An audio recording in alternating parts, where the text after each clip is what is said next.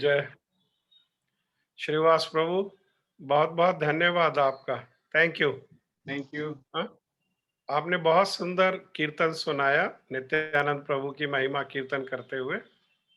और हमारे सौभाग्य से हमारे बीच में वृंदावन विलासिनी दीदी हैं, जो श्रील भक्ति वेदांत स्वामी महाराज श्रील प्रभुपाद जी की शिष्या हैं और श्रील गुरुदेव के चरणों को भी उन्होंने आश्रय किया और श्रील गुरुदेव उनके शिक्षा गुरु के रूप में। तो दीदी बहुत पहले 1972 में श्रील प्रभुपाद जी से उनका संपर्क हुआ, भेंट हुई और श्रील प्रभुपाद जी से उनका हरिनाम दीक्षा बलदेव पूर्णिमा के दिन हुआ। और फिर उसके बाद उन्होंने लॉस एंजलिस, अमेरिका में लॉस एंजलिस जो इस्कॉन मंदिर है, उसको ज्वाइन किया और वहाँ दीदी का मुख्य सेवा था बुक डिस्ट्रीब्यूशन। और 1975 में दीदी जो है वृंदावन आए इस्कॉन मंदिर में। तब यहाँ इस्कॉन मंदिर कृष्ण बलराम मंदिर का उद्घाटन था। हाँ, तो उसके लिए यहाँ दीदी यहाँ पर आए और फिर बाद में बार बार आना जाना होता रहा। और उसी बीच में दीदी का श्रील गुरुदेव से संपर्क हुआ और गुरुदेव को दीदी ने अपना शिक्षा गुरु के रूप में स्वीकार किया। और दीदी पहली जो है विदेशी भक्त हैं जिन्होंने 1995 में, हाँ, उन्होंने क्या किया, पहली बार विदेशी भक्त होते हुए गुरुदेव का जो परिक्रमा, नवद्वीप परिक्रमा थी, उसमें भाग लिया। और 1995 में दीदी यहाँ इस्कॉन से केशव जी गौड़ीय मठ में वहाँ पर ये शिफ्ट हो गए और उन्होंने श्रील गुरुदेव के साथ टूर भी करना प्रारंभ किया। कई स्थानों पे श्रील गुरुदेव के साथ आना जाना हुआ और श्रील गुरुदेव प्रेम से अपना छोटी बहन दीदी कह करके गुरुदेव जो है दीदी को पुकारते थे।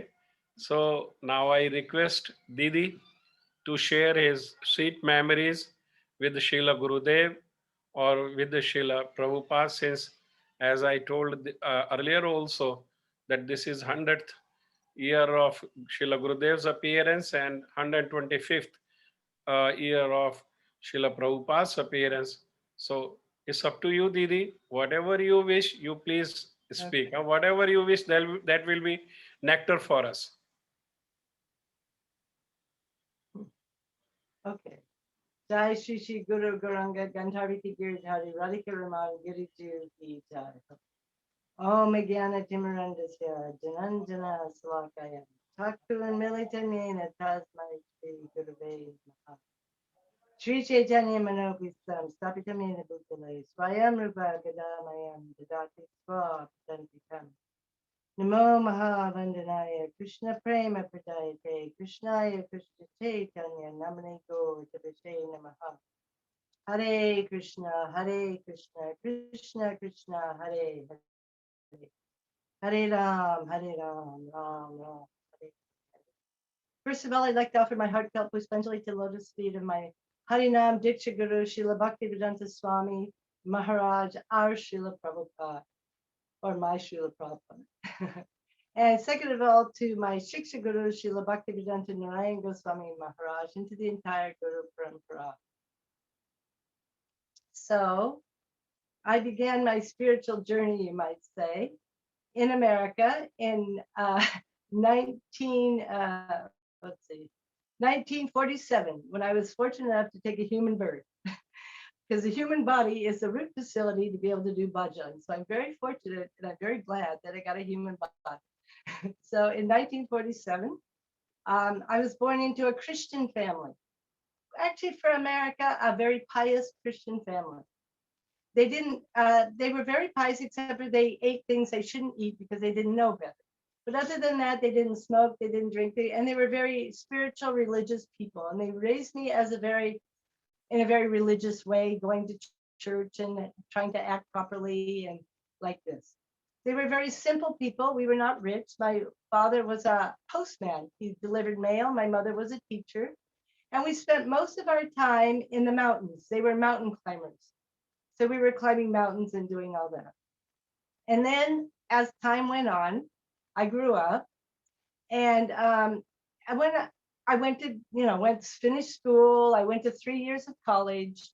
And that must have been around 1970, something like that. I don't remember the date. And then all of a sudden, I moved to San Francisco and Berkeley, and this was the center of the hippie new explosion. And my life radically changed. So all of a sudden, I remember the first time I ever saw devotees, and I saw them with their shaved heads, and I thought, wow, that's just part of the weird Berkeley scene. Wow, this is really weird. But within 1 month, I had dropped out of my, normal life. I had joined the hippie scene, and there I was, starting in a whole new lifestyle, which I think actually probably made it easier for me to come to Krishna consciousness. Because as you know, or don't know, the hippie scene was full of cosmic consciousness, transmigration of the soul, reincarnation. I became a vegetarian immediately. So many things were there. We were wandering around, and it took me a little bit of time to meet Srila Prabhupada, unfortunately. But I remember the first time, because as hippies, we had a kind of an unusual mentality. Um, we thought everything belonged to the cosmic consciousness, so everything belonged to us. So we could liberate whatever we wanted and use it, meaning we could just steal whatever we wanted. It was quite not the best. But I remember the devotees had a table, and they had books on the table, and they had Indian jewelry. These kind with the little mirrors and these little bracelets. I think they're from Jaipur. I don't know where they're from. And I wanted one of those bracelets. I didn't care about the book. I wanted the bracelet. So I tried to liberate that bracelet, right? I tried to steal it. And so the man, he said, oh, no, you can't. No, you can have, I'll give you the bracelet if you come to the temple and you bring a gift for Krishna. He was smart. So I thought, oh, well, okay, I want that bracelet. So I found out where the temple wasn't far away. And as I was going to the temple, I was going through everyone's garden, picking flowers, liberating the flowers. So I had a gift. And so I arrived at the temple with this bouquet of flowers. And that was my first time entering a Krishna temple. I don't remember so much. He ended up giving me the bracelet. I must have had Mahaprasadam. I'm sorry, I don't have the kind of memory which I remember a lot of detail. But anyhow, I was wandering for the next 2 or 3 years in my hippie life. And I ended up in the desert in New Mexico, in Arizona, in Nevada. And when we were out in these, in the middle of nowhere, we were still, somehow or other, the Maha Mantra was coming to us. We were all chanting Hare Krishna. This was Prabhupada's amazing potency. The Maha Mantra was going everywhere. I even learned the Tulsi prayers, Prabhupada's Pranam mantra. And we were dancing around the fire, and we didn't know what we were doing. Hare Krishna, Namo Om, we didn't know what we were doing. But this was coming. Someone out there was reading Prabhupada's Nectar Devotion in the middle of nowhere. And so then I visited another Hare Krishna temple in somewhere. And then I went back to where my parents lived in Seattle, Washington. That's near Vancouver in the Pacific Northwest.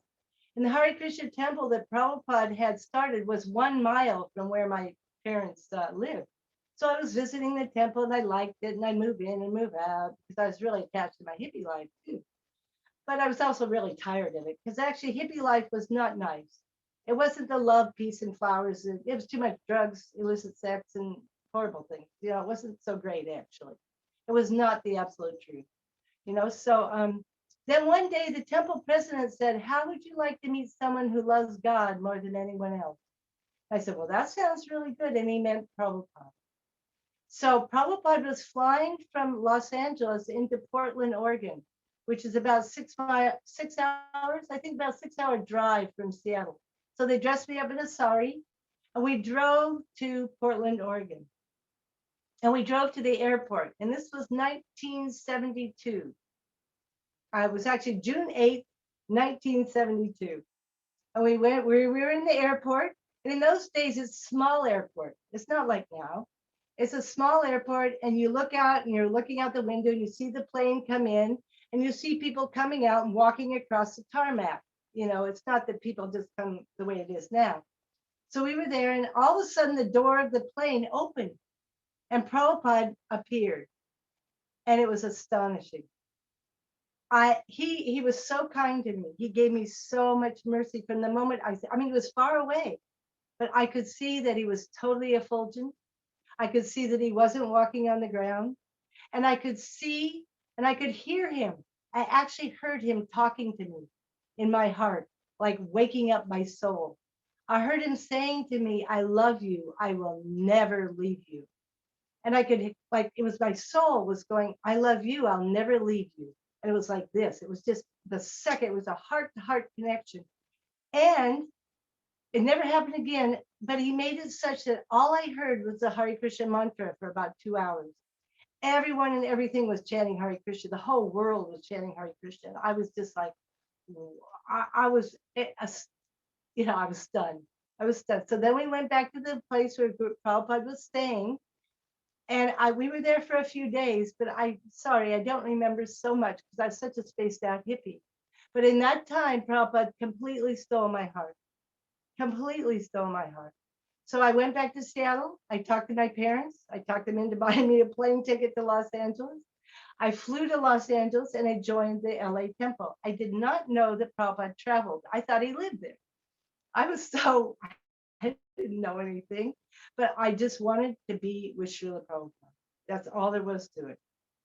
And I read the Krishna book also, and I thought, well, this is actually what we've been looking for as hippies. This is really our home, Vrindavan. This is what we were hoping for, but we didn't find. We didn't find it at all, But Prabhupada was bringing Vrindavan. He was bringing this life that we had all been looking for, because we'd left the middle class Americanism.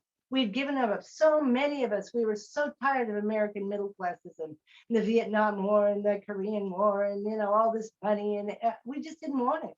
We were tired. We were looking, searching, and we had read the Tibetan Book of the Dead. We'd read some forms of Bhagavad Gita. We'd read so many things, but finally Prabhupada came, and he just by his chanting, because he's descending from Goloka Vrindavan, he brought Vrindavan. We could feel it. He brought Vrindavan. It was in the temples. We were just so happy. When I joined, I lived in a room with 35 women, one room. Can you imagine? And we were happy. We were so happy. We had one toilet, one shower, we lined up, but we were all day long. We were engaged in Krishna consciousness all day long.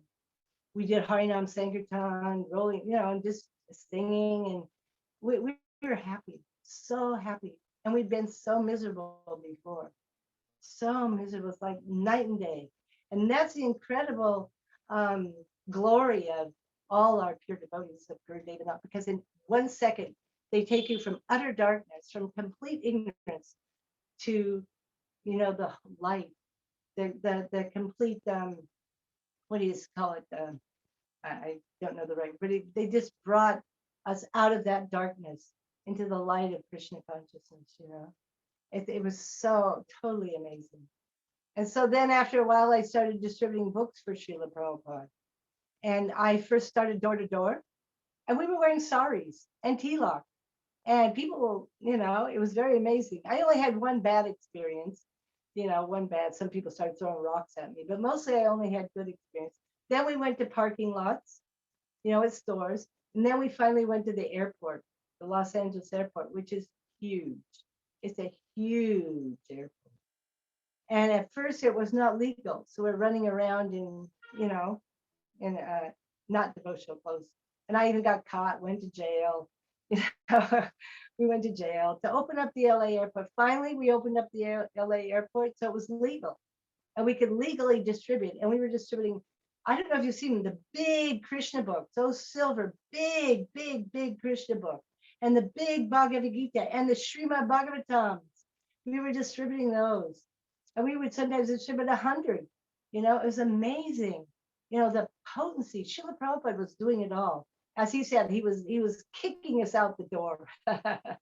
He was just whipping us out the door, and he had us he was just so merciful. All we wanted, we didn't want anything but to make Prabhupada happy, really. This is what the jewel he gave us was Guru Seva. Guru Seva, and he gave us our Thakurjis. In every temple, we had Radha Krishna, we had Nitai Gaur, sometimes Jagat Balaram Subhadra. And so we dedicated our lives to Prabhupada and our Thakurji. And we just, day and night, we were just, some people were the cook, some people were this, but it was really, really blissful. And he taught us service and separation. He said, you stay where you're at. He called it Prabhu Dakadesh. You stay where you're at and you serve. You serve Guru. You serve Radha and Krishna. You serve Mahaprabhu.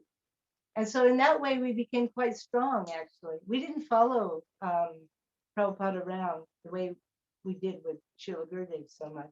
We didn't. He said, you stay there and you become strong and you make everyone around you Krishna conscious. He was very serious. He was serious about spreading Krishna consciousness all over the world. And he was so humble. He said, I am just the humble servant of Bhaktisiddhanta Saraswati Thakur, my Gurudev and Bhaktivedanta Thakur. I'm simply following in their footsteps. They are doing everything. And if you can imagine, I mean, Prabhupada came with nothing, absolutely nothing but the holy name and his unflinching faith in his Guru, in the Guru Parampara. And with that, he did everything. Just chanting under that tree in Tompkins Square's Park, just Hare Krishna, no fancy tunes, no fancy instruments, nothing. But he had praying, and he had a special praying. He had Braj praying. And this Braj praying is so attractive. You can see in some of the old videos, if you see them, all these people, they're standing, they're clapping and dancing, and they're, we're just forest monkeys. We're dancing white elephants, as Prabhupada said. But we were dancing and happy, taking Mahaprasadam. And as Prabhupada would say, it's so easy, just chant, dance, take Mahaprasadam, go back home, back to Godhead. And he was so powerful that he had us convinced that we were going to go back home, back to Godhead just tomorrow. No joke. We were convinced. We're going to go back home tomorrow we're going to go, it was so powerful, because we could see such a change in our life. Of course, we didn't really realize we probably had a bit more to do, but that's all right. We were very, very enthusiastic, and he gave us so much nishta, Guru nishta, like this, because he had that nishta in his group, so he gave that to us. And you can see, even now, today, there's so many Western devotees in the West, and they may not be great scholars, and they may not be doing even so much, because it's tough in the West, but they have faith in Prabhupada, they still have faith in Bhakti, and they're practicing all by themselves, out in the middle of nowhere. That is powerful. And so then, but after Srila Prabhupada left in 1977, it was very difficult. I didn't want to get distracted, so I didn't ask anybody. I decided to kind of like take sannyas. I put on white and to show everybody I wasn't going to get married, and because I was only 30 years old at the time when Prabhupada left. But I just didn't want to get deviated, and I didn't know. I had been to India in 1975 when Prabhupada opened the Krishna Balram Mandir. And at that time, he planted something in my heart that was so special. Also from reading the Krishna book. He planted in me, as soon as I got to Vrindavan, I knew it was my home. It was my home, and I never wanted to leave. I never wanted to leave. And so that was very special. Very, very special. Radha Shamasundar, Lalita Vishaka, Krishna Balaram, And I forgot something about my initiation. This is really sweet, actually. Because I'd read the Krishna book, I wanted to be named Vrindavan. I just wanted to be named Vrindavan, but my name was Susan. And usually you get your name from your first letter of your name. And so I was thinking, oh, I'm never going to get the name Vrindavan. I want to be named Vrindavan. But when it was Balram Purnima, it was August 1972. And I don't remember what day it was. Might have been 25th of August or something. And Prabhupada was in a real Vrindavan mood.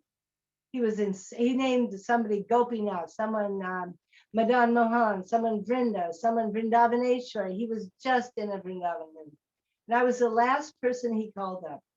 They called me up, and in those days he would say, so what are the 4 regulative principles?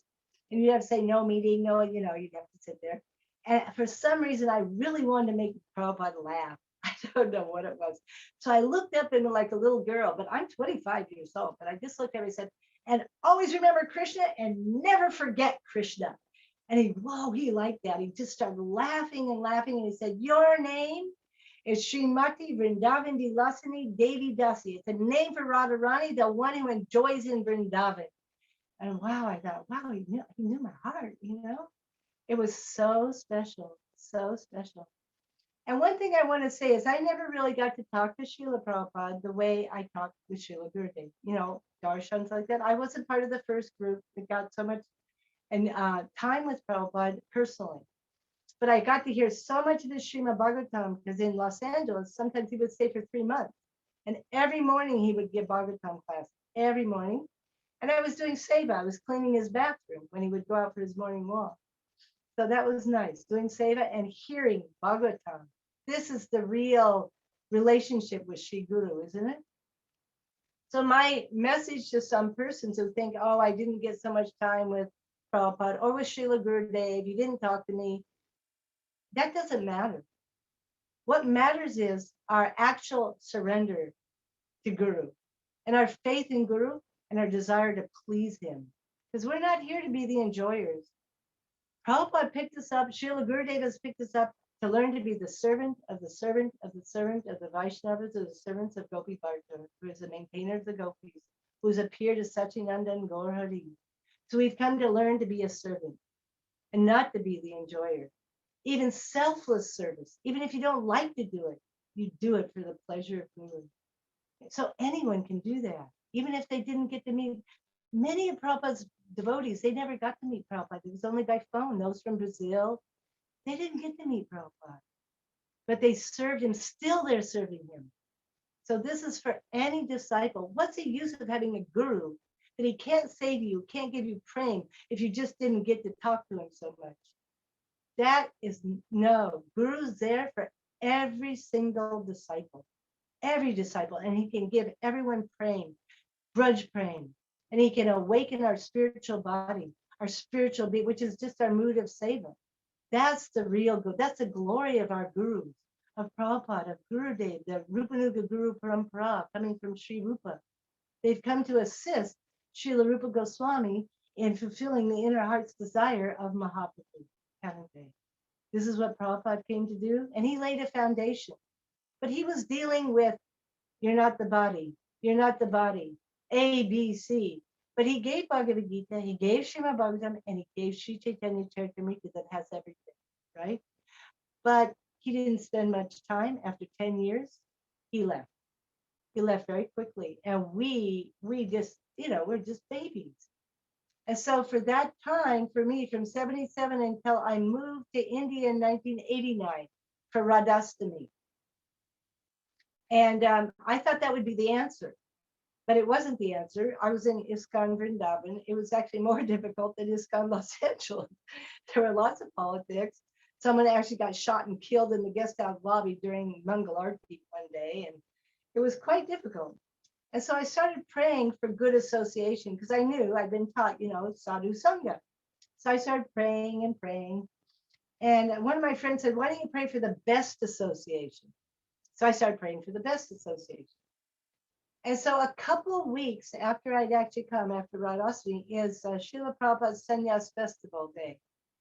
It's Purnima, Vishwa Mahotsav. And in Mangal Arti in ISKCON Vrindavan, one of the temple president made an announcement. He said, Srila Bhaktivedanta Maharaj is inviting all the ISKCON devotees to come to Mathura, to the Keshav Gaudiya Matha, to celebrate with him Srila Prabhupada's Sannyas Festival. Now, I didn't really know who Srila Narayan was, although I had heard his kirtans in LA, and I loved his kirtans because one of my godbrothers had made copies of his kirtan, and he distributed them all over ISKCON, and we were all just really in love with Gurudev's kirtan. So anyhow, I went, and there were 2 big busloads of ISKCON devotees went to Mathura for that festival, 2 huge, and when we got to Mathura, the temple room was packed with ISKCON devotees, some, and some Indian devotees. All the ISKCON leaders were there, and Srila Gurudev was there, and I guess I probably figured out who he was. And I was with a friend of mine named Aditya, And she'd been in India helping Prabhupada open the Bombay temple. So she'd been there, she was an Indian citizen. And she had served Srila Gurudev when he had gone to Bombay to testify for ISKCON, to save ISKCON from Prabhupada's relatives who were trying to take ISKCON away from ISKCON and trying to take it for themselves. And Gurudev painstakingly, he went there and he testified day after day after day. It was very, very difficult. And she went every day with him. And she would give him that, because the benches were full of bugs, and she would give him something to sit on. And he was very impressed with her service attitude. Her name was Aditya. So anyhow, we went to meet him in this day in 1989. And I was so impressed because after the whole program, I can't remember much, it was so big, so many people talking, The thing I remember the most was the prasadam was really good. But anyhow, Gurudev was in his little small room. He used to be downstairs in the room that Tirtha Maharaj had. That's where he was. That was his room, right across, right there with the temple room. And he had all the ISKCON leaders in his little room. And all of a sudden we hear, oh, Aditya, Srila Narayan Maharaj is calling for you. He's calling for you. And I was, wow, I didn't go with her, but she went in to his room and he was telling all the ISKCON leaders, you must always see that she's maintained, that she's taken care of. She's such a good devotee. You must always take care of her. And when she came back and told me that, I was so impressed because really, she wasn't really being taken care of so well. And so then, shortly after that, there was another announcement in Vrindavan after Mangalarti that Srila Narayan Maharaj is inviting all the ISKCON devotees to go to Dauji. He's going to lay the cornerstone for the Dauji temple. Well, not so many devotees went. We had a very small busload, and of course I went, and I was always excited to go somewhere. And so we went to Dauji, and they had Nagar Sankirtan through Dauji. We had a little group of ISKCON devotees and a big group of Gurudev singing. And this is when I really made the heart-to-heart connection, because Gurudev's kirtan and his devotees' kirtan, I couldn't stay with ISKCON. I just couldn't. I just had to run over to his kirtan. There was no way. It was so boring over there, I just wanted to be with Gurudev. And so then we went to see Dauji, and we went to where the temple was going to be, and there was a pandal. He was speaking in Hindi. I couldn't understand anything, nothing. So I'm kind of wandering around, trying to, see what's happening. And all of a sudden, I had the same experience with Srila Gurudev that I'd had with Srila Prabhupada. Even though he was speaking to this crowd in Hindi, I could hear him talking to me in my heart. I could hear him saying, who are you? I want to get to know you. Who are you? And I was just like, I was so shocked. I was so shocked. Oh no, this is just like Prabhupada. So then after that, I had become a Gurukul teacher in ISKCON Vrindavan, and this is quite traumatic for me because I didn't know anything about teaching, didn't know anything about kids, so I was kind of like traumatized. But somehow, and I didn't realize that we could go to Mathura and just walk in the Math and see Srila Gurudev. I didn't know that. So a friend of mine took me to see Srila Gurudev and have a private darshan with him in Rup Sanatan Gaudiya Matha, and that was not until the next year, 1990. And we went 2 days, and this lady was writing a book about trees of Vrindavan. And so we sat there while Gurudev told us all the stories, about Kaliya and that tree, and about Jarumandal and that tree, and about Vamsivat. And it was one Leela and one, it was, how he is. And, after that, he says, well, how do you like it?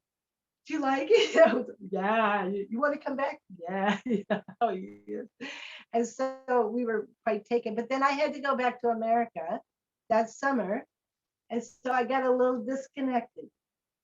But then in 1991, in January, my same friend Aditya, we went to see Gurudev in January because she was having some problem and she wanted his help. And from that day on, when we went to see him, and I don't remember what day it was, we accepted him as our Shiksha Guru, January 1991. And he started guiding us. very deeply. You know, it was so amazing. We asked him how to improve our bhajan. And he said, that's the first time he told us you should sing Munindra Vrindavan Vilasini. We'd never even heard of that, you know, because we were just, I was still in ISKCON. And you know what else he told us? It was so beautiful. He said, you take one of these stick brooms, you know, the stick brooms, not the regular broom, but the brooms that have sticks in them. What do you call those brooms? It's just a stick broom. He said, you go to all the holy places and you sweep, and you sing and you roll in the dust and you cry. And so we would get in our rickshaw with our stick brooms and we would go to Seva Kunj and we would go to Nidhuban and then we would tell Gurudev and he was so happy. And we would go out to Radhakund, we'd go to Govardhan, because in those days, it was so easy. I didn't start teaching until about 10 in the morning. So all morning we would be going out to Govardhan. And Gurudev was just giving us so much. His doors were wide open, wide open. We couldn't even conceive of what mercy we were getting. We did, because who are we? You know, we just, you know, but he was actually, he was very seriously taking up that request that Srila Prabhupada had asked that he help Prabhupada's disciples. He was completely serious about it. And he, even though I know myself, I mean, I was born a Malecha and a Yavana. I had no manners. I didn't know how to act properly, speak properly. You know, I'm a force, you know, I really, and I could see that Gurudev was so tolerant, so compassionate, even though we didn't really know how to, you know, I could see even the lady sweeper from the street knows how to act properly. You know, they know how to come in and be respectful. You know, they know not to get, even the sweeper lady from the street knows etiquette. Indians know etiquette. I was, you know, I didn't. And I could see he was so, he didn't see any of that. He only saw the soul. He saw the soul. He saw, here's someone who had tried to serve her Gurudev, Srila Prabhupada, his very dear friend, Srila Prabhupada. I want to help her. I want to help her. And she wants to live in Vrindavan. Prabhupada wants her to live in Vrindavan. I will help her. That is astonishing, isn't it? I was nobody. I had nothing. Prabhupada had told us there's no material impediments. I took it seriously. I had no money. I was no famous person, nothing. Completely insignificant and completely fallen. I'd been a dog in the street, you know, as a hippie. But Prabhupada had accepted me and Gurudev accepted because they don't see that. They don't see the conditioning. They only see the soul. And he saw that, oh, this person somehow, this aspiring devotee wants somehow to go back home, back to Godhead. Because quite frankly, the gift that Prabhupada had given and the gift that Gurudev has given is that the only reward we want, because we don't want reward, right? But we want to see the smile on Srila Prabhupada's face, or the smile on Gurudev's face, isn't it? And we don't want to see it on a video. We want to see it face to face. So that means that we have to perfect our bhakti, doesn't it? We have to actually become eligible to receive praying. We have to become eligible to receive our spiritual body. So we have to take this process seriously. We have to live in Vrindavan under the guidance of Rasic devotees, follow Rupa Goswami properly, which I didn't know how to do. And Gurudev certainly knew how to do it. And he painstakingly, he just gave so much in teaching us how to become a Rupanuga Gaudiya Vaishnava, how to get, you know, Nishta, Ruchi, Ashakti, Bhav, Prem, you know, our Siddha Deha, how to actually attain that Radha Dashyam that Prabhupada wanted to give, and that Gurudev openly was giving to anyone who was willing to take it. I mean, what mercy, and only because he had it. He once told Vaijanti Mala and myself, we asked him, how do we know that if our bhakti for our guru is increasing? How do we know? And he said, if I can make you sink into what I'm drowning in, then I'll know that I have served my guru and that you only want to serve me like this. He just wanted to make us drown in what he's drowning in, like this. And so then, as you know, I won't get into so much of the history with ISKCON and Gaudiya Matha, but I was very fortunate when I was in ISKCON in, I think it's 1993. I think it's 93. Aditya and I, we went to Puri to have darshan. And on the way back, we were going to visit Srila Gurudev in Navadvipa. And then I was teaching, so I had to get back and teach. She was secretary. So we went to visit Gurudev. And he was sitting upstairs outside Brahman Maharaj's room, you know, on the veranda there in the Devanatha Gaudiya Matha. And we walk in, it's in the evening. And he's happy to see us. He says, oh, Jai. And I said, oh, yes, we've come to see you. We're going back to Vrindavan. You're going back to Vrindavan? You're not staying for Gaur Purnima? And he started yelling. He started yelling so bad. The whole mat was shaking. He was like screaming, what? You know, we were like, whoa, whoa. So I ran over and touched his feet. And I said, oh, well, Gurudev, can we stay and go on your parikrama? And as soon as he changed, he got a big smile and he went, oh, yes, you can, yes, that's what he wanted. So we changed our plans. And we were the first Westerners to really, I mean, there have been some that have come and gone a bit, but there were actually 6 of us that joined the entire parikrama.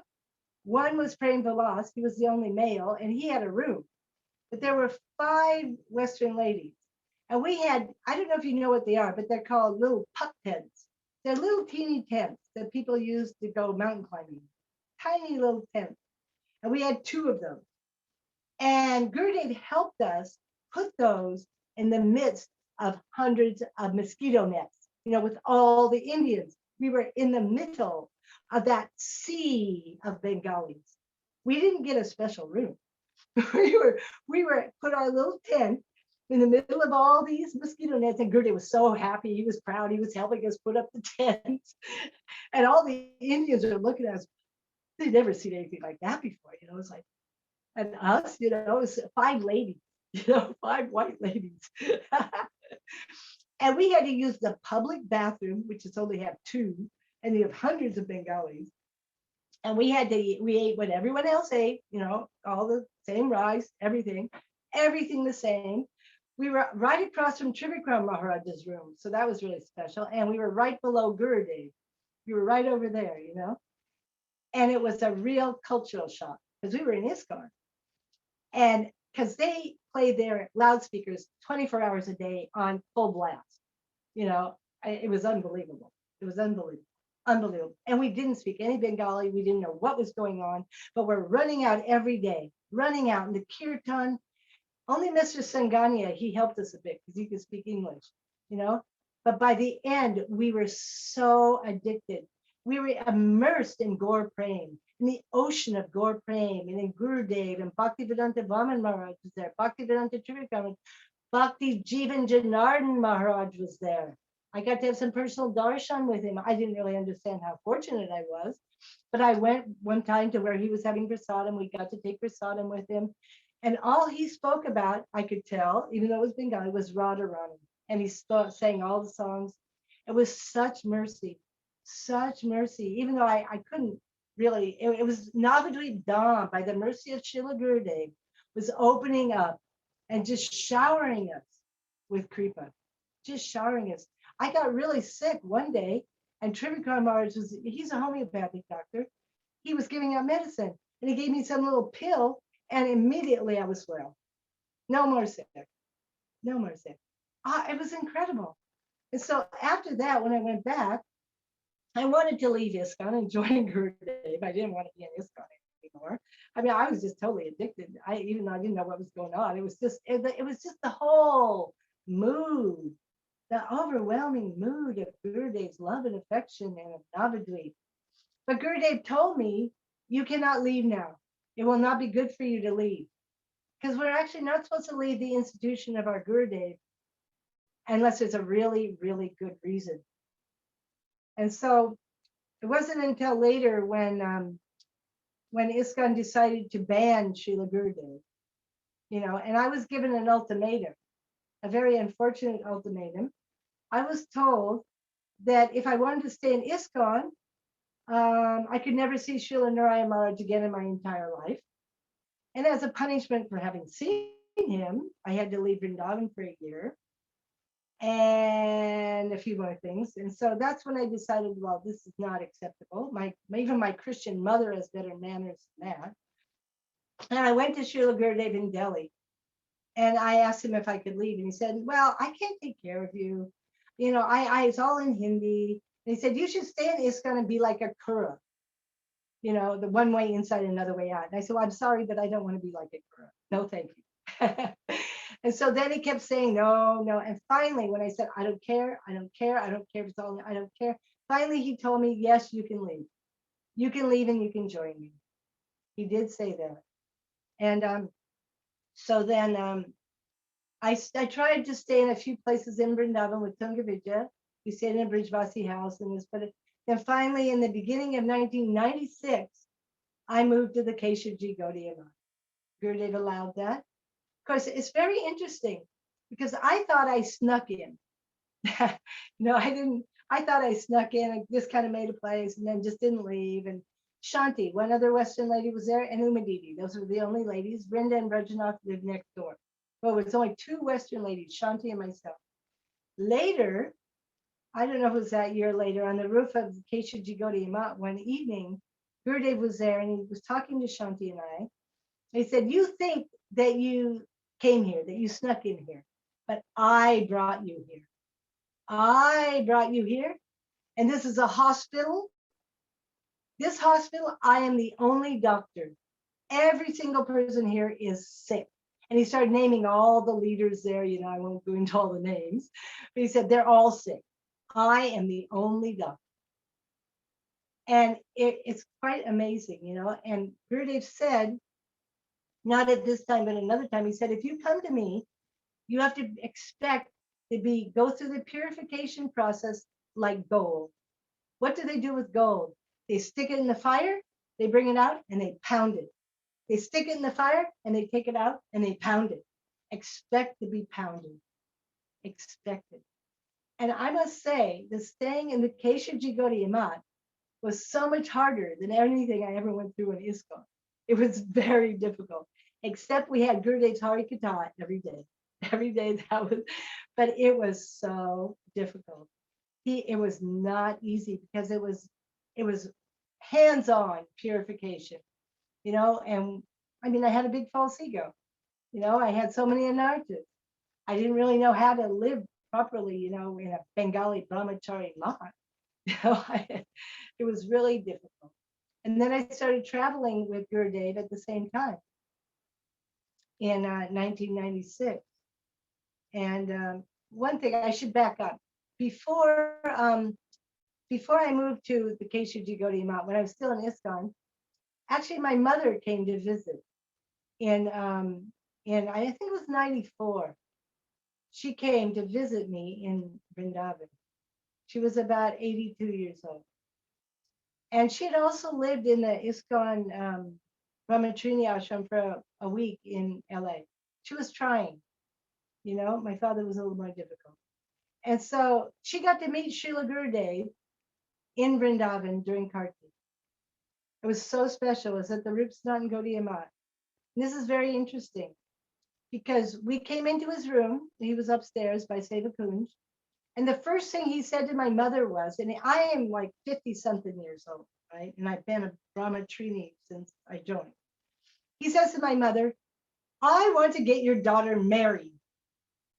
I mean, can you imagine? I want to get your daughter married. And my mother's going, what? And I'm going, what? And so then it turns out, of course, he was joking.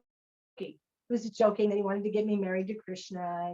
And when I went to visit my mother 6 months later, the only person she could remember was the man who wanted to get me married. He was so clever. He really got her, And then later, when we went to America, when I went with Gurudev, he actually visited my parents' house. Can you imagine? He actually went and visited them. He gave my father a big hug. My father didn't understand what was going on. He talked to my mother again. Unbelievable mercy.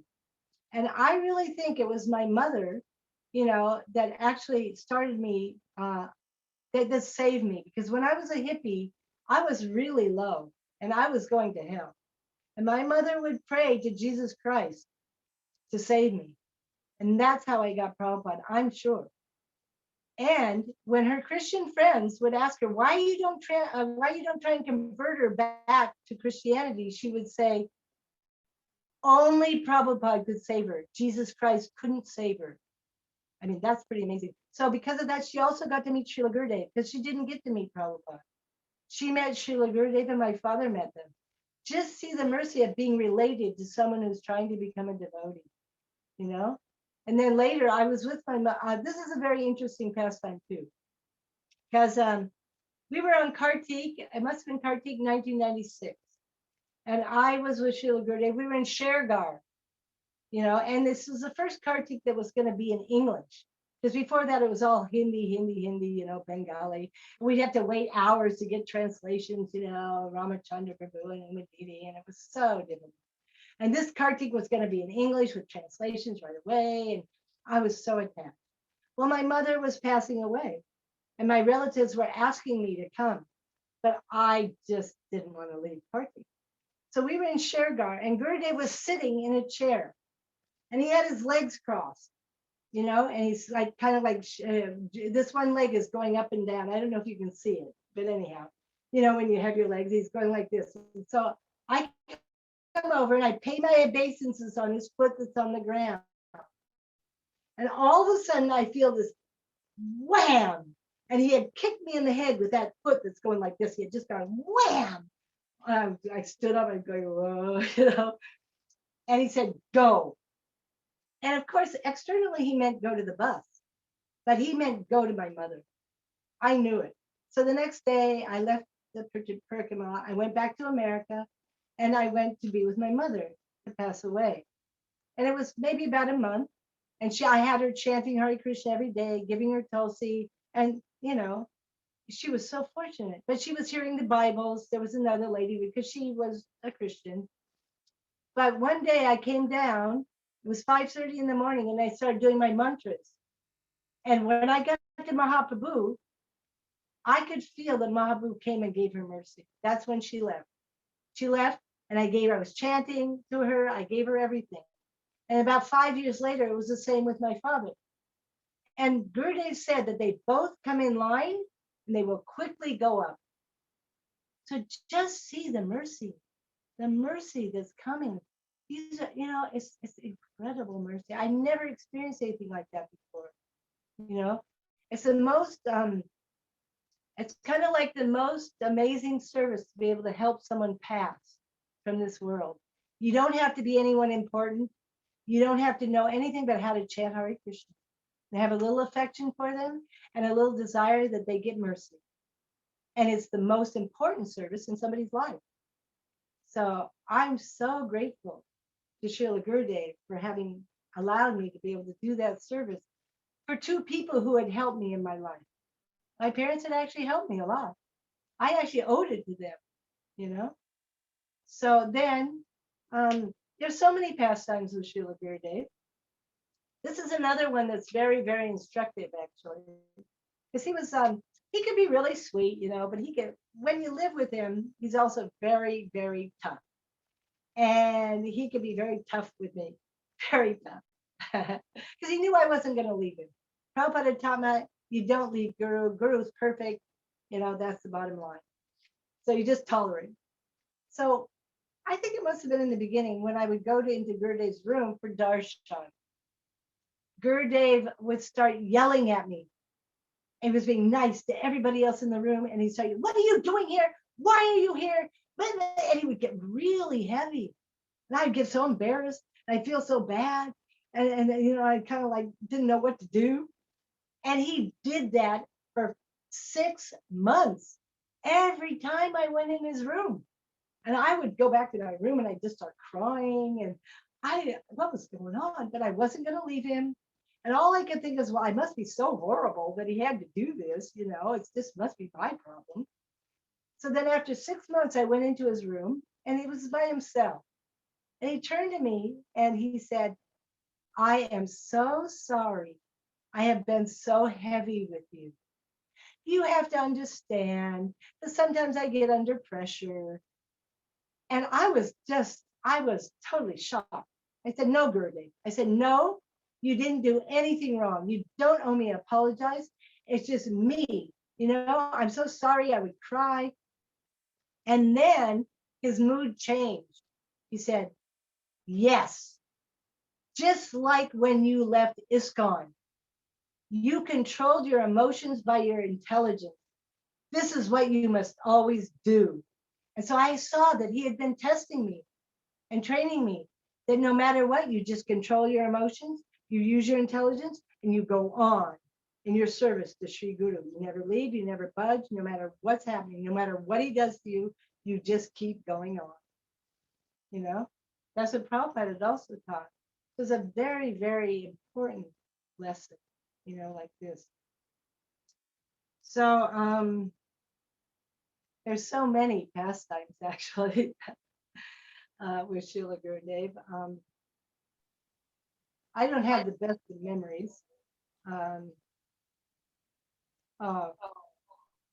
One day I kind of have to go back and forth. I can't do it in time because of like I remember things that happened before. So when I was in ISKCON, Naveen Krishna Brahmachari, he asked me to please buy an air cooler for Gurudev because Gurudev had nothing. He didn't have a heater. He didn't have an air cooler. He was living very, very austerely in the little room in the Keshav Gaudiya Matha. So he asked me to please buy him a big air cooler. So I didn't really have the money. So I went around in ISKCON and I collected money. And we bought Gurudev a really big, you know, nice big metal air cooler. And we presented it to Srila Gurudev and he refused to take it. Why? Because Radha Binod Bihari didn't have them. That one had to go to Radha Binod Bihari. Then he would take it. So then we collected again. And then he accepted the second air cooler that we we gave him. He was always setting that example. Always amazing, amazing. So humble, so humble. And I was fortunate sometimes to be able to go to those classes that he was giving to the ISKCON leaders, you know, in Balram Purnima, Srimad Bhagavatam. I didn't go to all of them because I was teaching. And they were very amazing classes, very amazing.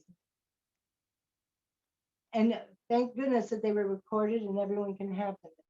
They're for everyone, you know, it's not just private. In those days, it was very difficult because it was a very private thing, you know, it wasn't made open. And I remember the very last class that he gave to the ISKCON leaders was supposed to be private and secret, no one know about it. Somehow I'm good at figuring things out.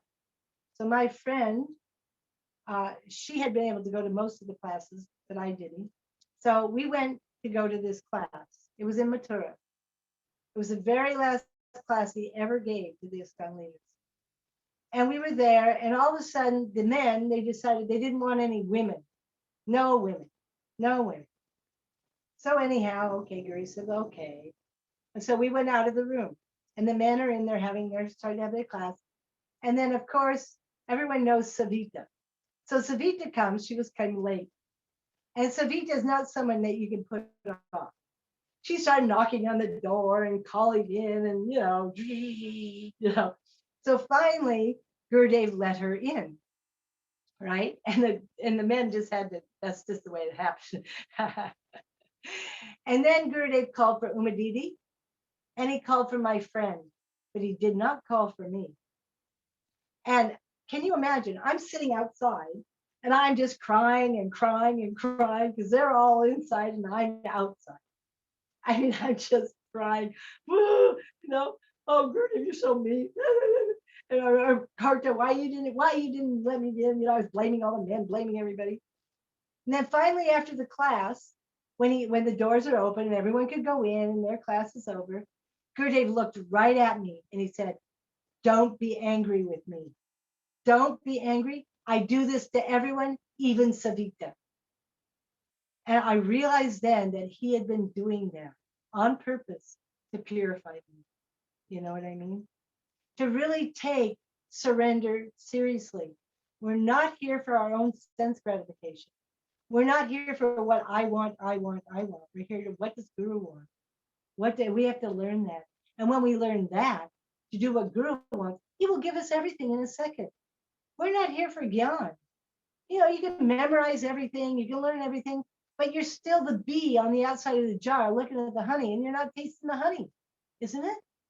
We want to be able to taste the honey. So that means utter surrender to Sri Guru, complete Guru Nishta, Guru Seva, no matter what they want, no matter how you feel. Yes, Gurudev, yes.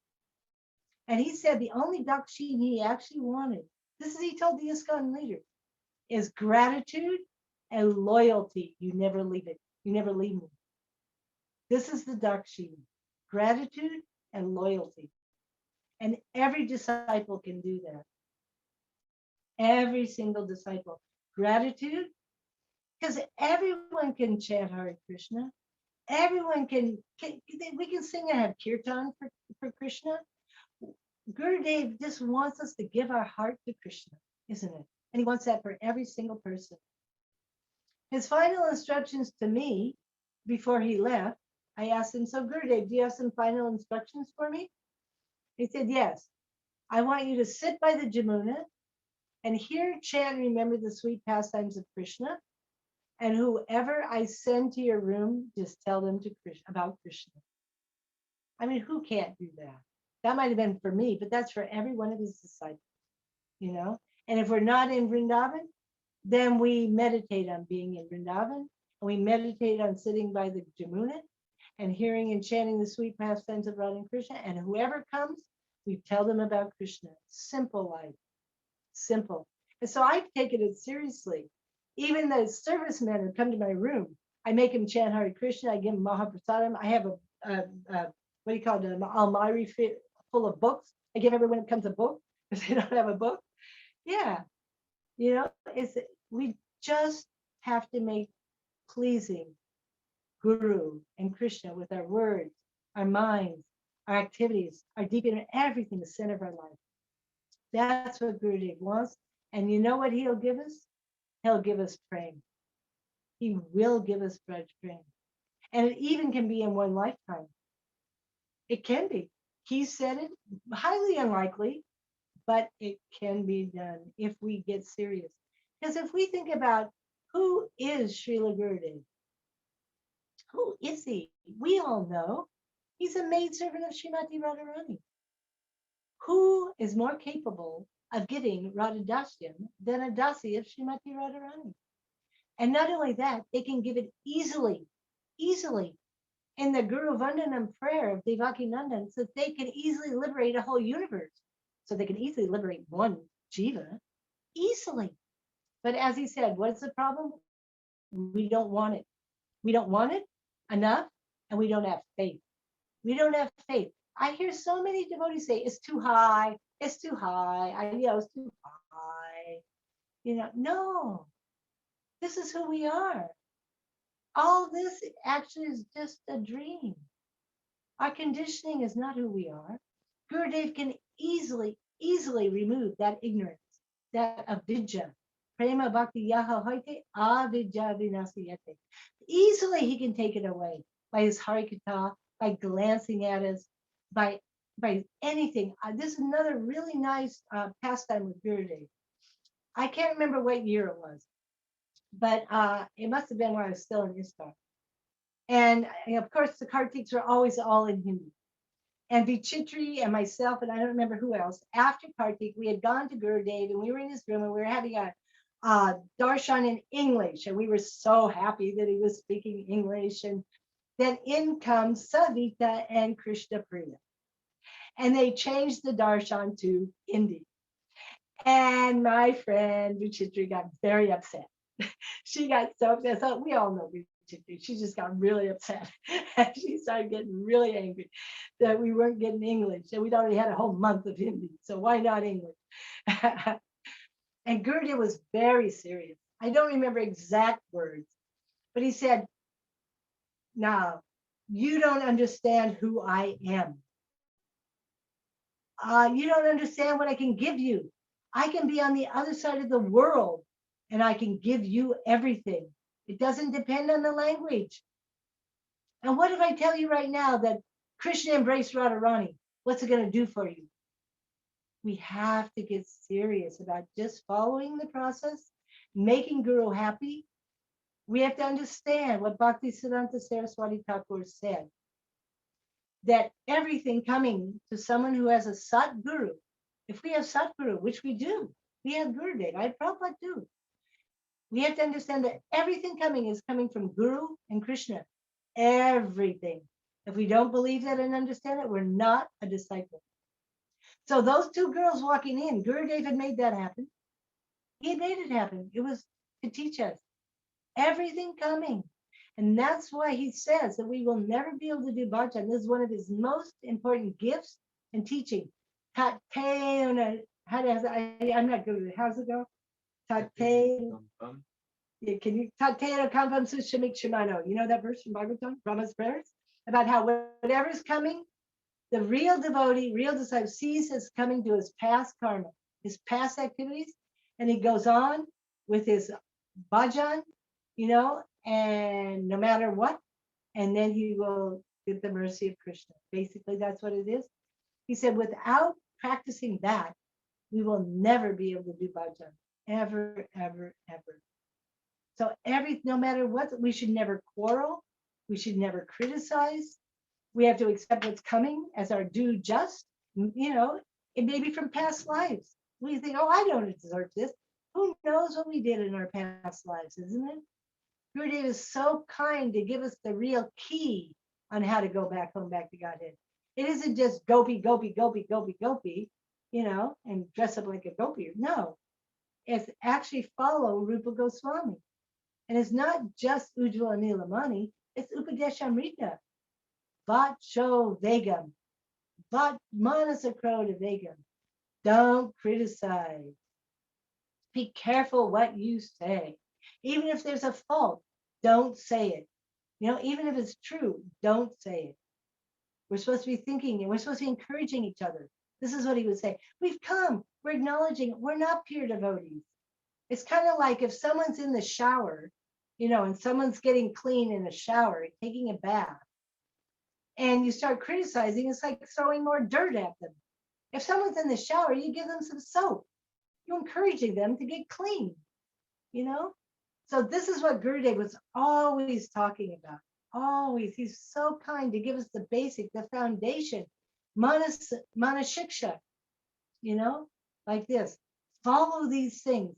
Whenever he would come to Vrindavan, whether it was Jula Nakta, whether it was Kartik, he would talk about living in Braj, the 8th verse of Upadeshamrita, live in Braj, hear, chant, and remember the pastimes under the guidance of a Rasik Guru. This is his mercy to us, so that we can eternally enter Braj, and we can attain our Swarup, which is our service mood to Radha and Krishna. And the thing for me, what's my motivating factor is, I will be able to be with Srila Prabhupada and Srila Gurudev face to face, not as Prabhupada and not as Gurudev, but as my Guru Saki, And I won't be happy until I get to be with them again. I don't know Krishna. I don't really know Radharani, but I know my only happiness in life was being with Prabhupada, being with Gurudev, seeing them smile, pleasing them, serving them, assisting them in their service. So we want it eternally, right?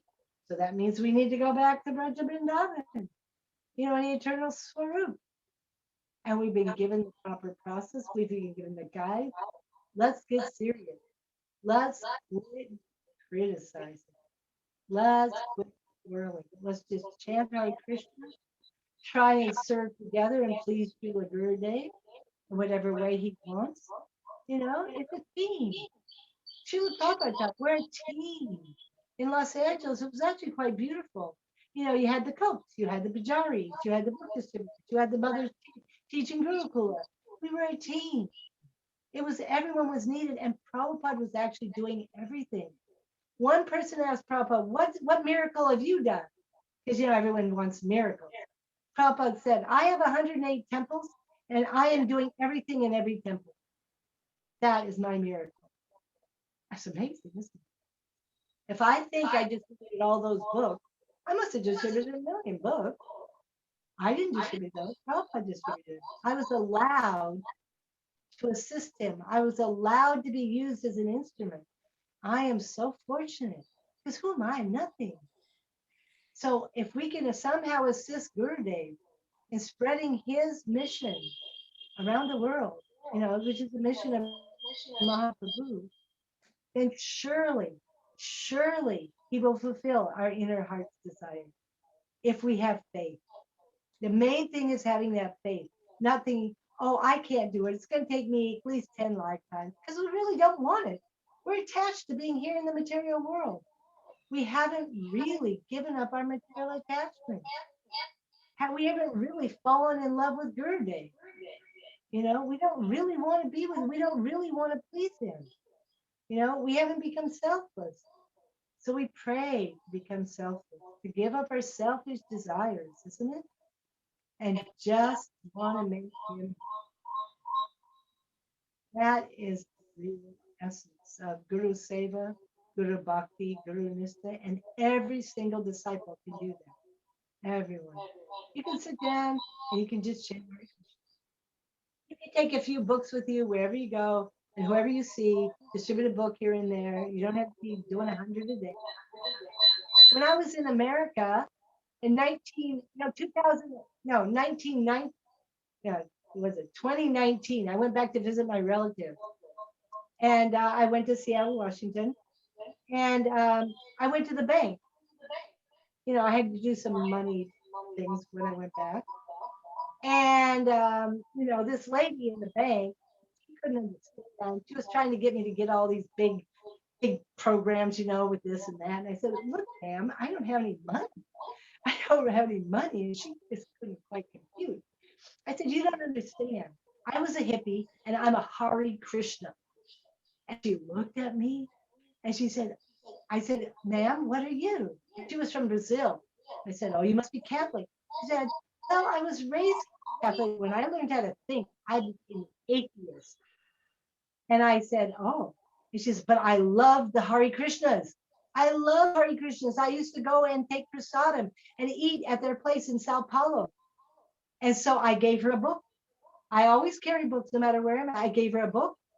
And when I walked away, she went, Hari, Hari, Hari, Hari. This is in America. Everywhere there's someone waiting for one of Gurudev's books, for one of Prabhupada's books, anywhere in Delhi, in Seattle, in New York. If we have this, they will just, they have the name on them. Someone's just waiting to get that book. But if we don't take a book with us, how we can give out a book? You know, or if we don't, you know, ask someone to chant Hare Krishna. Now I live here at Gaudiya Matha, right? And we have a lot of workers here. We have sweepers, and I have a lady who works for me, and she's fortunate. She became a disciple of Bhaktivedanta Bharati. Now her husband was not at all interested, but during the lockdown, he had no job. He was, you know, doing a motor, you know, rickshaw. So he came and became a sweeper at Gaudiya Matha. And so because it's her husband, and you know, and he would come in up to the room, and I would make him chant Hare Krishna, and I would give him some Mahaprasada, a sweet. And so he started chanting Hare Krishna, and Sadhu Maharaj here finally gave him Harinaam, and now he's become a devotee. He's Vrindavan Parikrama, you know, what mercy! He was not at all interested at all. So if we just somehow always trying to help someone chant Hare Krishna, get a book, Gurudev would say, why are you not, just like in Prabhupada's time, why are you not distributing books? Why are you not doing Harinaam? Whenever he was around the world, he would be really, you You must be like in Prabhupada's time when they were running out to do Harinaam, running out to distribute books. Why not? Because this is part of Lord Chaitanya's Sankirtan movement. Not only do we do bhajan, isn't it? Harinaam, Jugal, bhajan, but it's Jiva Joy, Jiva Joy. Gurudev would say that last verse in one of the songs by Bhaktivedanta. What is it? The one where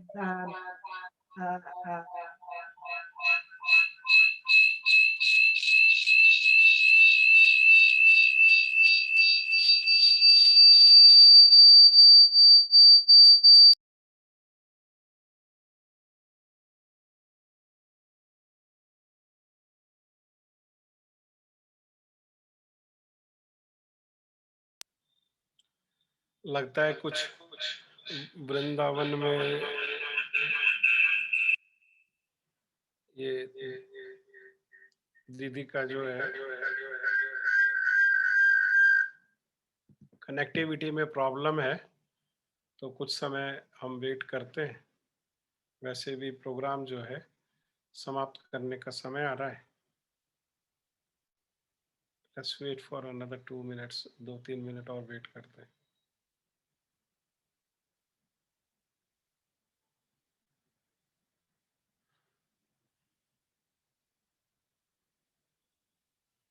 Hare Krishna pilot Prabhu.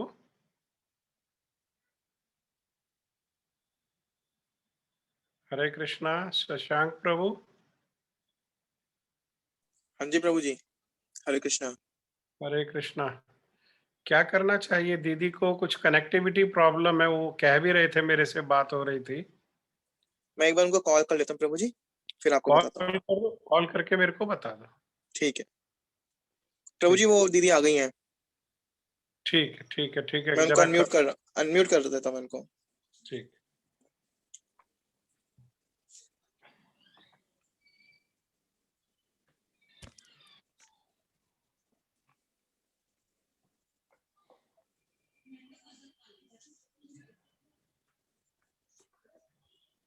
okay. Okay? Yes, Didi, yes, yes. You can speak for another 10 minutes if you wish. Okay. My mind's kind of going this way and that way. Sorry, it's not so linear. I can understand. Can you explain your hardship when you joined this LA temple and you were 35 Matajis in one room? It may be inspiring for the other devotees. See, we have all kind of facilities and still we suffer at many times, and we are not able to chant and do things accordingly. And you were 35 Matajis in one room. How did you manage? Well, for one thing, we didn't spend much time in that room because we had nothing. We didn't have our own private anything. Have you been to an airport and you see these airport lockers? Yeah. I don't know if they have those in India. Anyhow, we had about a thing about this big. That's our own. We had our toothbrush in there, and we didn't even have our own saris. We took a sari out of a big bucket, and you just wore a sari that whatever was there, and we had no time to be disturbed by where we lived because we had to be at Mangalartik at 4:30 in the morning. Everybody went to Mangalartik unless you were dying. And if you missed Mangalartik and you weren't dying, you had to either fast all day or go sell a Krishna book. It was no little. So you went to Mangalartik, and Mangalartik, see, in Los Angeles, we had 300 devotees. Can you imagine? It was really, really enlivening. And the boys were on one side and the girls were on the other side. And we were just, jumping up and down, and we were happy. And after Mangalartik, then Prabhupada had the program where you stayed in the temple and you chanted your japa for 2 hours. And of course, we were all pretty tired. So we'd have the boys were over here and the girls were over here. We had a Tulsi plant, and everyone's running around Tulsi trying to stay awake and chant, But that's 2 hours. Then we had greeting the deities. Prabhupada would come when he was there, and he was there a lot. He would come in and he would greet the deities, walk around. Then he would come and he would sit on the Vyasasan. And as you know, he would sing Jaya Radha Madhava, he would sing. Then he would give class. And then he would have one of the devotees sing Hare Krishna, then he would leave. And after that, and after a while, we also had Guru Puja, but that came a little later. You know, we had Guru Puja before class. Then everyone, I think we took prasadam, and then we had service. And my first service was, I think, rolling chapatis. And you can imagine how many chapatis we had to roll. You know, we're in there rolling chapatis. But over the speaker, there were Krishna book class was coming. So we were hearing all the pastimes of Krishna. And we were in bliss, listening to Krishna pastimes, you know. Or we had to go to the laundromat next door and do all the laundry for all the ladies. It took 2 hours, you know. And then we had noon arti. We had arti. Everyone went to arti, and you can imagine how many people. So this ecstatic arti, you know, at noontime. Then we took prasadam. Then we went to downtown Los Angeles and did Harinaam. So we're dancing away and distributing BTGs. And then we come back and we have Tulsi Puja. We have Bhagavad Gita class. We have Krishna book class. Then we have a little Mahaprasadam. And at 10 o'clock, we fall in bed. And if you were a Pujari, you got up earlier and went to bed later. So who had time to think about this room? And we were just like, you know, 1, 2, 3, you know, we were just lined up in our sleeping bag, 1, 2. But we were tired. We were happy. We were very happy, you know. Of course, after a while, not so many people, I suppose, lasted. Most of the girls ended up getting married, and we ended up getting like little apartments with 5 girls in one place. And it did go through changes, you know what I mean? That wasn't always like that. Was the very beginning. And because Prabhupada was always there, he was just permeating. And he was permeating, had such a brudge mood. You know, we were just like, it was, yeah. And for us, see, we had no culture. We had no culture like in India, like you all do. We were coming out of utter darkness, utter despair, utter hopelessness. Christianity wasn't giving us what we needed. The essence was there, it was beautiful, but all the people were hypocrites. They weren't practicing. Prabhupada gave us hope. He gave us happiness. He gave us love and affection. You know, it was like night and day, night and day. Of course, after a while, it was harder. I mean, when I first joined, I thought I was joining an institution of pure devotees. Well, that wasn't quite true because everybody had just joined before me. And they were all, you know, just coming right off the streets. And it was a bit difficult because there were a lot of problems. A lot of people were having affairs with other people's wives, and somebody had such an affair that another guy shot him dead. And, you know, it was a bit difficult. Really, it was quite difficult. But I was fortunate because what Prabhupada, as I told you, gave me in that very first meeting with him, that loving connection and that deep internal connection with him, that's what kept me going. And also, I read the books. We had the BBT. And as the books came out, as the big Bhagavad Gita came out, we read it. As the Krishna book came out, we read it. As the Bhagavatas came out, one, I read them. And I distributed them. As the Chaitanya Charitamrita came out, I read them and I distributed them. And if you can imagine what it was like for someone like me to read the Sri Chaitanya Charitamrita, that book is astonishing. Everything is there. I was blown away. Because there's so much from the Govinda Lilamritas in that book, you know, so much. Krishnadas Kaviraj Goswami gave so much from Lalita Madhava, Vidagda Madhava, so many verses, you know. I couldn't, and the Shikshastakam. That, and I was very fortunate, that went deep in my heart. That kept me. It kept me through all the difficulties after Prabhupada left. It was very, very difficult after Prabhupada. All the politics, all the zonal gurus. Oh, it was so difficult. So difficult. But I also was dressing the big deities. I was completely attached to dressing Radha and Krishna and into reading Prabhupada's books. And I just tried to stay away from the politics because I didn't want to go back to material life. I knew if I left ISKCON, I would be finished. I knew I couldn't make it out on my own. I knew it. So I knew somehow I had to make it through. But I also knew that there was a lot of it was, how do you say it properly? Because of being not pure devotees, there was a lot of I don't want to criticize, I don't want to criticize. My god brothers were trying the best they could, but they weren't so qualified. They just weren't qualified to be gurus, really. And so there was a lot of difficulty, and so then fortunately I got sent to Vrindavan by Prabhupada, and I got to meet Srila Gurudev. And all I can think about, because I'd always thought about Narottam Das Thakur and Srinivasacharya and Shamananda, how they had their Diksha Guru and their Shiksha Gurus. And I thought, wow, if I could only have that fortune.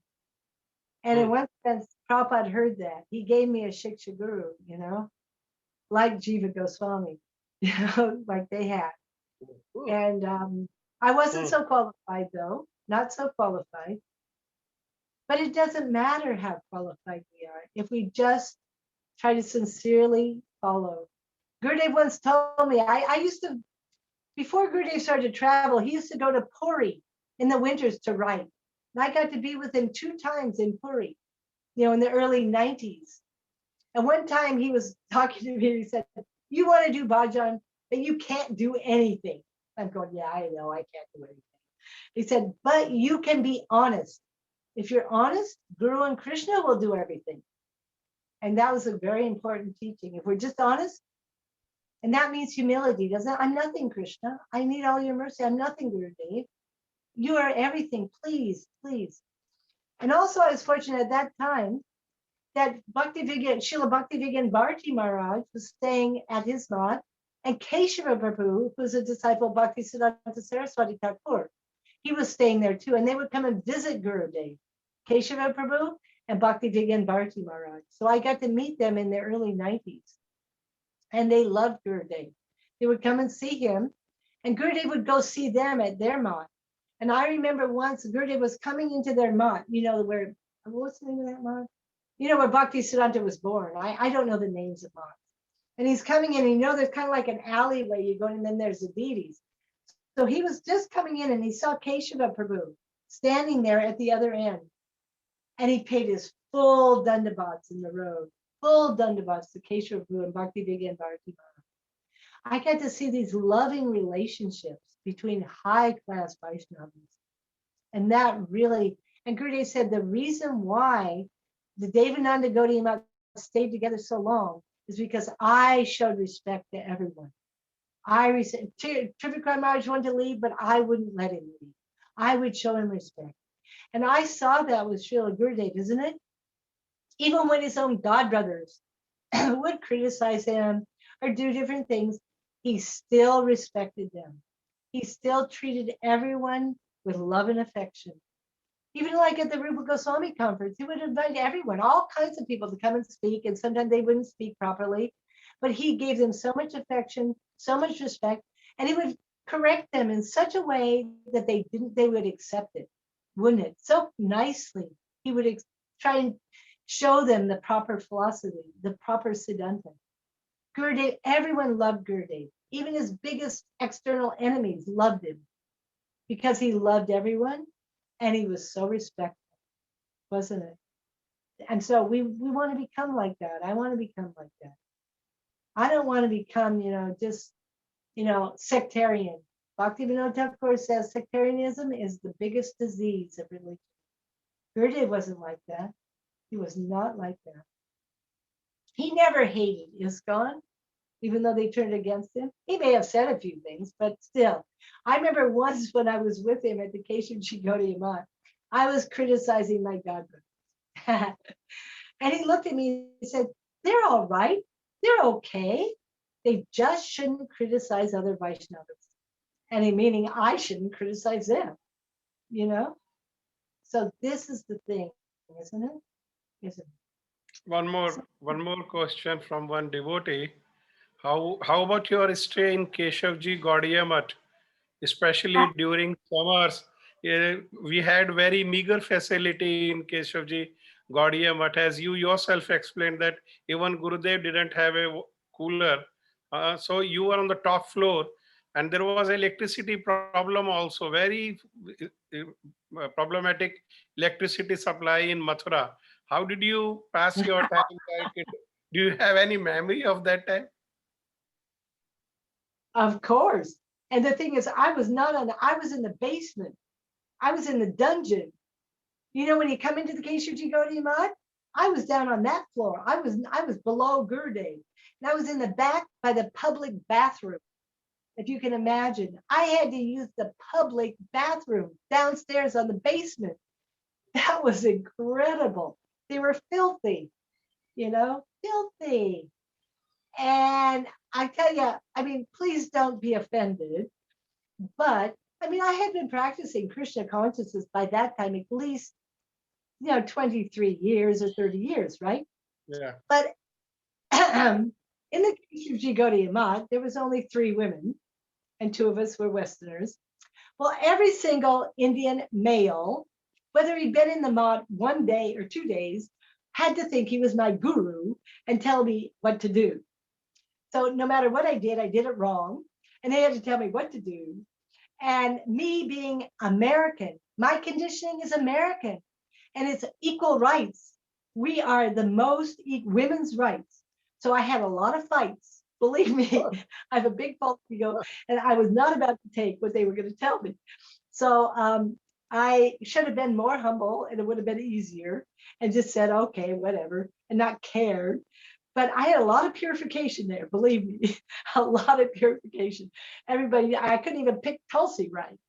Somebody would tell me I was picking Tulsi wrong and I was doing this, and no matter what I did, it was wrong. That was big purification.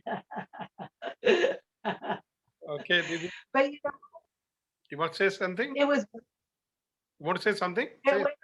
Please say. Yeah, it was worth it. It was well worth it, because even though it was the most difficult experience I ever had in my whole life, was living 6 years at the Keshav Gaudiya Matha, I think it was the best thing that ever happened to me. It purified me so deeply, and it taught me so much. And Gurudev was right there, right every minute of the day. I was with him. So I am very grateful for it. I don't think I could do it again, but I'm glad I did it. Yeah, it was his real mercy, because only 2 of us. Let me tell you one more thing. Listen to this. When we first got there, and you know how for lunch prasadam, they all line up in seniority, right? The senior person here, and you got seniority going down. Of course, then there's Umadidi, and then there's me, and then the ladies were at the end, right? And they're giving out chapatis. And they give this guy 20 chapati, 10. And they get to us, we don't get any chapatis, 0. We weren't quite used to that, you know. It was like, we were pioneers. Now they're not like that. After a year or 2, they weren't like that, but we were real pioneers. I'm so grateful to Gurudev and to Prabhupada. We all are. We are very grateful to you, Didi, you also, Didi, that you spared your precious time and shared sweet memories of Srila Prabhupada, Srila Gurudev. So, and inspiring also, very inspiring memories. We are grateful to you, Didi. Thank you. And thank you to Shri Vas Prabhu also for nice कीर्तन. और जो हमारे भक्त लोग connected हैं, उन सब भक्तों का भी बहुत बहुत धन्यवाद. कल फिर हम एक बार शाम को 8 बजे एकत्र होंगे, और हमारे साथ विशेष तिथि में श्री नित्यानंद त्रयोदशी में हमारे जनकपुरी मठ से शांत पूज्यपाद शांत महाराज जी हमारे साथ होंगे. जय श्रील गुरुपाद पद्म की जय. जय श्री श्री गुरु परंपरा की जय. जय श्री श्री राधा विनोद बिहारी जू की जय. श्री राधा रमन बिहारी जू की जय. सर्व विष्णु प्रदाता श्री गिरिराज महाराज की जय. अनंत कोटि वैष्णव वृंद की जय. निताई गौर प्रेमानंदे. हरि हरि बोल. श्रील गुरुदेव की जय. श्रील गुरुदेव की मधुर स्मृतियों की जय. सब भक्तों की जय. जय. हरे कृष्णा. हरे कृष्णा. हरे कृष्णा. Yeah.